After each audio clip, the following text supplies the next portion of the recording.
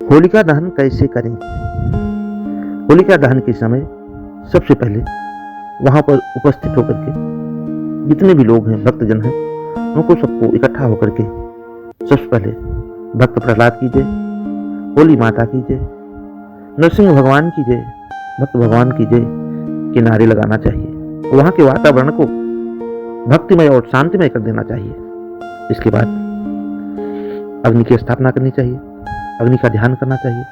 अग्नि का ध्यान करने के बाद अग्नि को प्रज्वलित करके फिर अग्नि की पूजा करनी चाहिए। पूजा करने के बाद में फिर उस अग्नि को उस होलिका में लगाना चाहिए। परंपरा के अनुसार कहीं कहीं पूजा करके होलिका दहन को विद्वान ब्राह्मण के द्वारा किया जाता है।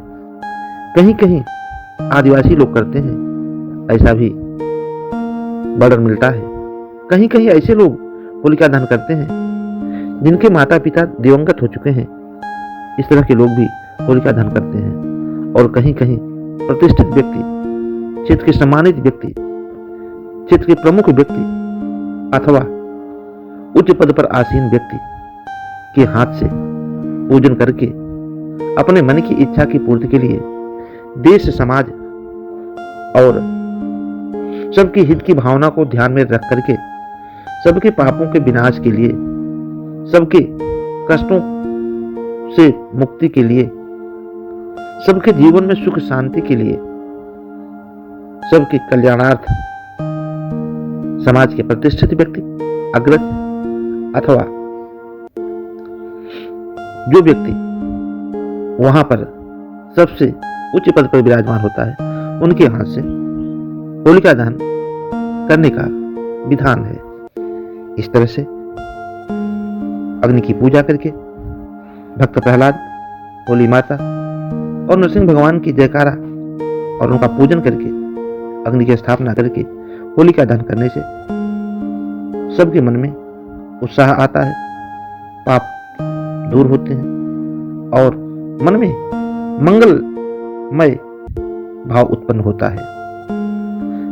ऐसी मान्यता है कि कुछ लोग उसमें उबटन या अपने शरीर को सरसों आदि से उबार करके उसमें डालते हैं। इसकी प्रथा यह है कि जिस तरह से अग्निदेव ने प्रहलाद के पास रहने वाली पाप स्वरूपनी होलिका को जला करके नष्ट कर दिया, उसी तरह से हमारे शरीर पर अथवा हमारे शरीर के ऊपर जो भी पाप हों उनको अग्नि के माध्यम से जला करके नष्ट कर दिया जाए।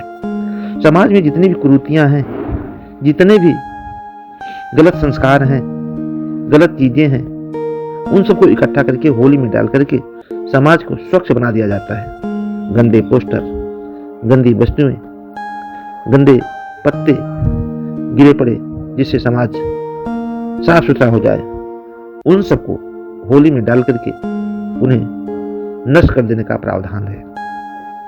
और ऐसी मान्यता भी है कि उस दिन, होली के दिन अर्थात होलिका दहन के समय, जिस समय होलिका जल रही हो, नए अन्न विशेष करके जौ, चना आदि को भी उसमें डाल करके भून करके प्रसाद के स्वरूप में उस अन्न को पवित्र करके लोग अपने घर में लाते हैं और प्रसाद को ग्रहण करके खुशियां मनाते हैं, यज्ञ के कार्य को संपन्न करते हैं। और ऐसी भी मान्यता है कि सारे लोग होलिका दहन के बाद अर्थात दूसरे दिन, जिस दिन पूर्णिमा के बाद प्रतिपदा तिथि हो जाती है चैत मास की, होली के उस भस्म को, उस राख को सबसे पहले अपने माथे पर लगाते हैं और यह प्रतिज्ञा करते हैं कि आज के बाद हमारे समाज में किसी प्रकार की कुरीति नहीं होने पाएगी। जो भी कुरीति होगी उसे इसी तरह से भस्म कर दिया जाएगा, जला दिया जाएगा, नष्ट कर दिया जाएगा और समाज में केवल शुद्ध राख अर्थात संस्कार, शुद्ध संस्कार जो बचेंगे उसे हम सब लोग ग्रहण करें। इस भाव से उस भस्म को ग्रहण करने का विधान है। बोलिए नरसिंह भगवान की जय। इस भाव के साथ 24 मार्च 2024 दिन रविवार को रात्रि में 10:27 के बाद अथवा भद्रा के पुक्षल में अर्थात शाम 7:15 के बाद जैसा जहाँ की मान्यता हो होलिका दहन को करना चाहिए और भक्ति भाव के साथ उपस्थित होकर के मंगलमय जयकारा लगाते हुए अपने समाज को शुद्ध, सुसंस्कृत और कल्याणकारी बनाना चाहिए।